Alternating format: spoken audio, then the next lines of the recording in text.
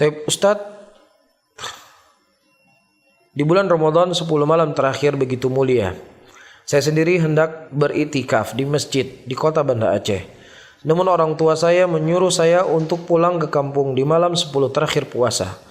Dalam hal ini yang mana dulu yang harus saya lakukan, lebih untuk menambah pahala iktikaf di masjid atau lebih mendahului keinginan orang tua? Saudara-saudaraku muslimin dan muslimat, sahabat pendengar Radio Syariat Aceh 96,1 FM. Iktikaf adalah sunnah dari sunnah Rasul sallallahu alaihi wasallam.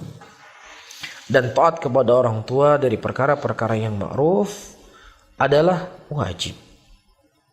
Apa hukumnya? Wajib. Apalagi orang tua Anda minta Anda pulang, ya, dia rindu dengan anaknya.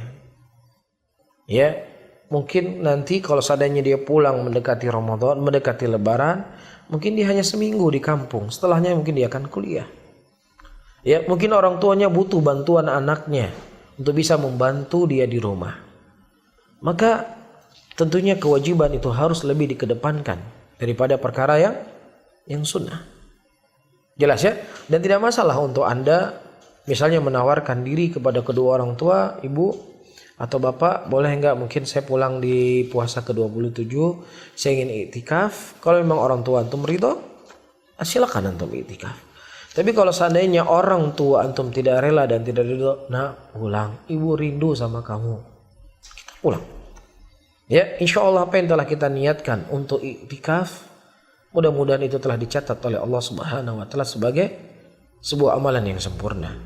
Dan juga selanjutnya, ya, kita pulang ke kampung, di masjid kita kan, di kampung kita juga ada masjid. Ya mungkin kita bisa iktikaf di situ. Ya kita bisa iktikaf di situ, kita hidupkan mungkin di masjid tersebut, kita ajak teman-teman kita ajak saudara-saudara kita, ayo kita hidupkan. Mungkin sebab itu menjadi keberkahan gara-gara atau sebab kita menghidupkan iktikaf di masjid tersebut, banyak masyarakat yang ikut dan banyak masyarakat yang senang, dan kemudian menjadi tradisi setiap tahun di masjid tersebut ada iktikaf. Masya Allah, pahalanya akan mengalir kepada Anda semuanya. Ya, pahala akan mengalir kepada Anda semuanya. Nah, Allah a'lam.